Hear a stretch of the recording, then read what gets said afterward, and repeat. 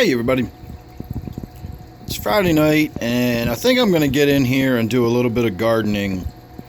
I was tinkering around with this tank this morning, or I should say the plants around this tank technically, and I was doing a little bit of trimming here and a little bit of grooming there, and I realized there's a little more work that I need to do than I had originally thought. So what I did was I went around and sort of just trimmed back some of the dead branches, some of the flowers that had finished. I went ahead, deadheaded those. One of the things I did was I removed some of the old flower stalks. I deadheaded this dead nettle right here. So we got that cleaned up, looking a little better. You can see how vigorously that one's growing. I watered everybody. I had a look at the fish tanks. They all look pretty good. I definitely need to get in this one and do a little bit of maintenance on getting that algae off the front glass. You can't even see through the glass. But I haven't found any dead fish. I did top the water off yesterday, and I put a lot of water in it. I think being open top like that, and then having all of that running water in the surface area with this hot light shining down on it, it really evaporates a lot of water very quickly. So I did that. And then again, I just went around and watered and trimmed and got rid of some dead stuff. And one of the things I noticed was my dead nettles back here are just growing out of control. So I like the way these look. You can see they grow all the way up into over here. Another thing I'm noticing is my Creeping Jenny is getting a reddish color to it. I'm not really sure what's going on with that. I've never really seen it get that red, but I've also never seen it in the equivalent of full summer sun. I mean, it's just getting blasted with sun. So, I don't know. It looks pretty good to me. This is what I tend to think of Creeping Jenny looking like. This rock's just kind of there to disguise that corner and soften the edge a little bit. But that's what I usually think of Creeping Jenny is looking like. And why I'm getting this strange sort of reddish tint to it, I'm not sure. But whatever, that's nothing I need to actually tend to. Those are just observations. One of the things I need to tend to is my stone crop here. If I zoom in, see how pale and white it looks? That's actually powdery mildew all over it. It looks awful. It looks really terrible. So I'm just going to go ahead and remove that whole thing. I said before that that big mass right there just looks like a chia pet with a side pony.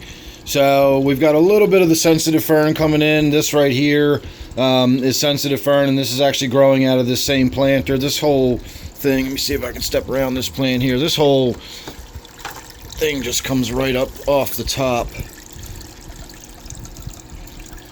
of the filter in the back, and it's really just a little plastic tray. It doesn't even have any holes drilled in the bottom to let the water drain or anything. This is really just a little slapdash thing that I threw together in an afternoon just because it was fun to do and interesting. Look at the amount of roots you can see in here and how much of the that green algae is growing on that stuff that was hanging down in the water.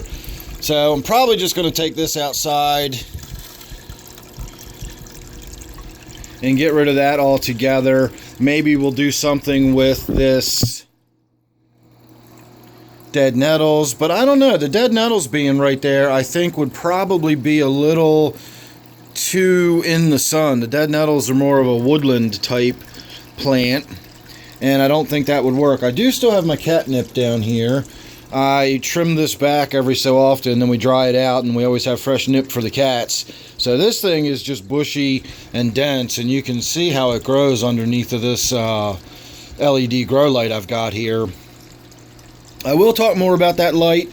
I did have one of my viewers express one of the concerns about LEDs and how LEDs only produce a single wavelength of light. And that is indeed an issue on lower budget LEDs, but very high quality LEDs like these Cree cobs I have in this panel here. These are really, really high quality, and I get a very broad full spectrum. It's as close to the sun's natural spectrum as I've ever seen in an artificial light, which is why it has such a high color rendering index. it has a very, very full spectrum. If you actually look at the spectral footprint, or whatever you want to call it, the spectrograph, and then compare it to the sun, it obviously doesn't, compare as far as intensity, but as far as the wavelengths of light, it's very similar. It does not have any UV, it doesn't have any IR, and in fact, it actually starts fading off in the far red. So it really lacks a lot of the reds and far reds that you would expect, especially in a 3000K light. You would think that this softer color temperature, or this warmer color temperature, would have more reds in it, and it really doesn't. It has a lot of blue in it. It's a very high energy light for being so visually soft, and it's got the whole full spectrum. If you're familiar with the McCree color spectrum, and that's not any association with the Cree manufacturer of the LED chip, but the McCree color spectrum is the ideal wavelengths of light for plants to grow. And if you look at it, it very closely matches natural sunlight.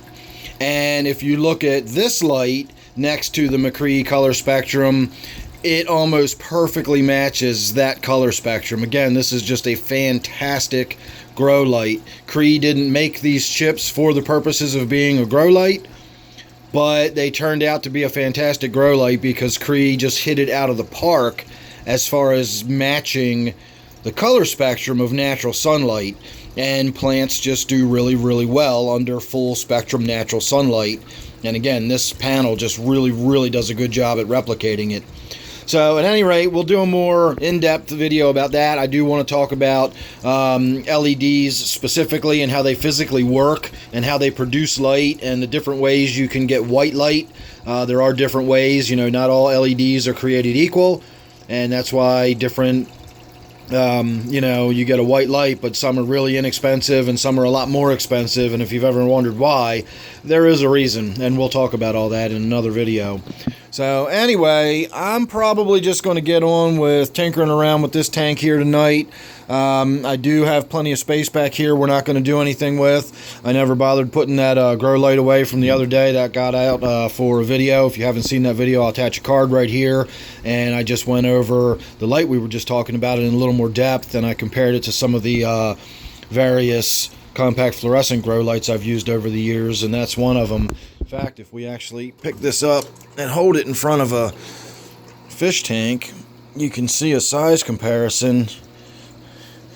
That's in front of a 10-gallon fish tank, so that's a pretty significant compact fluorescent light. And that's what I did use for projects like this, and it just doesn't compare. It's not even the same ballpark. Cannot compare. So, at any rate, that's going to be my Saturday night.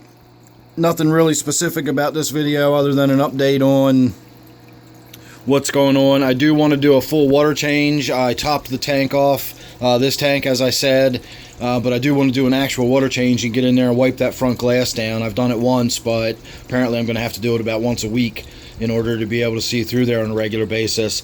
And this tank got topped off, but has not had a water change since I've put it in here. And this is actually brackish water, so I do need to mix up. Actually, I think I have a bucket of brackish water already pre-mixed, and this is a little lower specific gravity than my actual brackish tank. So when I do this, I do, 3/4 of it I use my brackish water out of my reservoir, and then I just top it off with RO water the rest of the way. And then when I'm done, I do a little taste test. I don't even bother getting out my refractometer. I just put a little drop on my tongue, and I can judge close enough. Again, with brackish water, you don't have to be super accurate, specific on the dot. As long as you're reasonably within the ballpark, the animals in there are going to be just fine. So, like I said, I'm going to get on with it. Thanks for watching. Thanks for listening to me ramble on as we looked at my tanks. Make sure you're subscribed, that way you won't miss anything I got coming up. You never know what it's going to be. Don't forget, this one here is my garden tank. Hope you enjoyed. See you real soon in the next one.